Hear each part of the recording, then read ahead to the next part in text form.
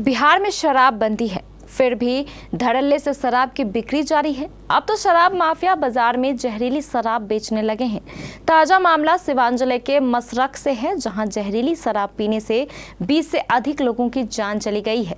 फिर भी सरकार कह रही है कि शराब बंदी का सख्ती से पालन किया जा रहा है। ये बयान देकर सरकार जनता के साथ मजाक नहीं कर रही है तो और क्या कर रही है, विशेष जानकारी दे रहे हैं पटना संवाददाता अमलेश आनंद। ABC न्यूज़ में हूँ अमलेश आनंद। देखिए, बिहार में शराबबंदी है। नीतीश कुमार का एक ड्रीम प्रोजेक्ट था और नीतीश कुमार इसको लेकर के वाहवाही लूट रहे हैं पूरे बिहार में।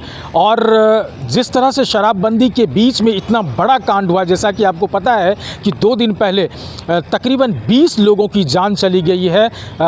मसरख में जो मरा है उसमें 20 लोग जहरीली शराब से उनकी जान चली गई है। और इसका जो कारण है, ये कारण है बिहार सरकार मद्य निषेध विभाग की लापरवाही कहें या फिर उनकी कह सकते हैं कि उनकी मानसिकता के हिसाब से उनके ऑफिसर काम नहीं कर पा रहे हैं। इस बात को लेकर के जब आज जन सुनवाई कार्यक्रम के दौरान जनता दल यूनाइटेड के प्रदेश कार्यालय पटना में मंत्री मद्य निषेध और मंत्री परिवहन विभाग शीला मंडल, इन दोनों से जब पत्रकारों ने सवाल किया तो शीला मंडल ने जो पत्रकार का सवाल है उसका जवाब देने के बजाय गोल मटोल बात करने लगी कि देखिए इतने दिन से बंद रहा और इसमें गांव के लोगों को फ़ायदा हुआ। गांव की महिलाएं कहती है कि हमार साड़ी बढ़िया लगे छे, अब हमार दुल्हा कमाए छे। ये चंद तरह की गाँव वाली बात कहने लगी, लेकिन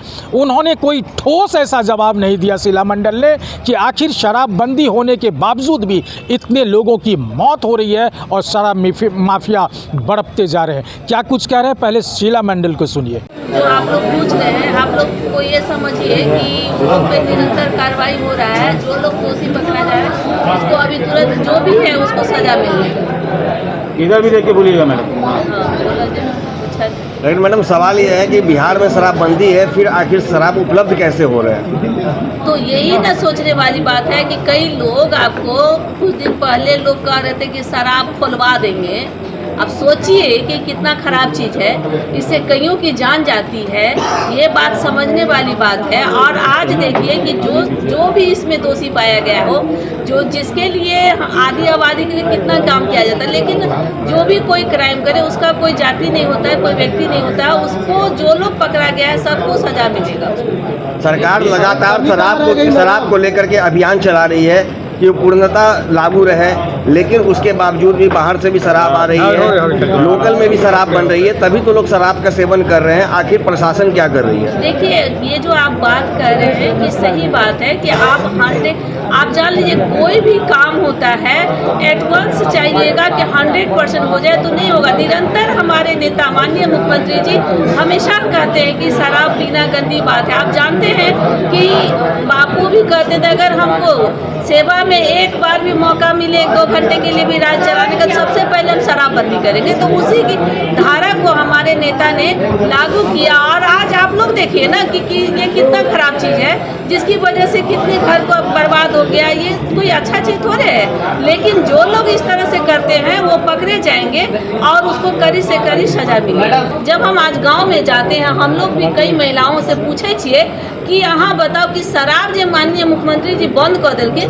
तैसे अहाँ के की लाभ भेल। तो जब महिला सब कहे छथिन कि हमरा लेखे तो भगवान छथिन, आई शराब जे बंदी भेले तैसे देखियो हमरा थारी में 2 वक्त के रोटी मिले छे, बढ़िया सब्जी खाए छे, तरकारी मिले छे, सब छे, हमर बच्चों स्कूल जाए छे, घरों में शांति छे, बढ़िया साड़ियों नुआ पहने छे। तो सब ये सरकार की उपलब्धि का ही नतीजा है। समाज में देखिए, जब से शराबबंदी हुआ, जब से बंद हुआ मधुशाला, बच्चे कितने मात्रा में जा रहे पाठशाला, इसको देखने की जरूरत है। समाज में कुछ लोग तो रहते ही हैं, उसको तो जो लोग पकड़े जाते उसको सजा भी होगा। आपने सुना मंत्री परिवहन विभाग की मंत्री शीला मंडल ने अपनी सवाल के बदले में जवाब जो दिया पूरा गोल मटोल जवाब दिया है। और मुझे लगता है कि मंत्री मंत्री जी को इस जवाब से संतोष नहीं रखना चाहिए और ना वो जनता को संतोष कर पा रही है।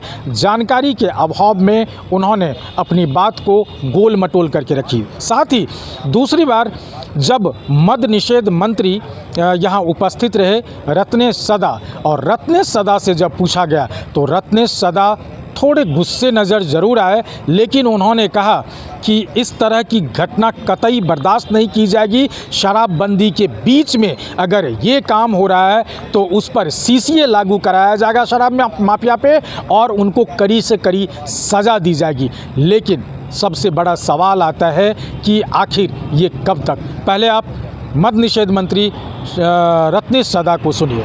परिवार के प्रति संवेदना व्यक्त करता हूं और सरकार और हम इस परिवार के घड़ी हम साथ हैं और आपने जो इस संवेदनशील मामला को उठाए हैं सभी पत्रकार बंधु को, मीडिया के भाइयों को धन्यवाद देता हूं। और जब ये हमको सूचना मिली, खास करके हमको तबीयत निबंधन मद निषेध और उत्पाद विभाग के पदाधिकारी को भेज करके वहाँ कैंप कर रही है हमारी पदाधिकारी, और तुरंत वहाँ के स्थानीय SP सिवान और छपरा के SP से बात करके SIT टीम का गठन किया गया है और 22 लोग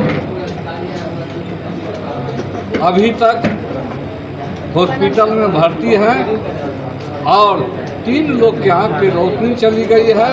छपरा में 2 आदमी का मृत्यु हुआ है और सिवान में 6 आदमी को, उसमें जहरीली शराब पहले मेरी बात को बोलने तो दीजिए। जी जी 6 आदमी को सिवान में मृत्यु हुआ है और उस इलाके के जो भी थाना प्रभारी थे उसको निलंबित करते हुए, चौकीदार को निलंबित करते हुए उस पर विभागीय कार्रवाई की गई है। और मेरा मानना है व्यक्तिगत, हम विभाग के सचिव से और मुख्यमंत्री से बात करके और जो इस तरह के धंधा में लिप्त है उस पर CCA कानून लाए।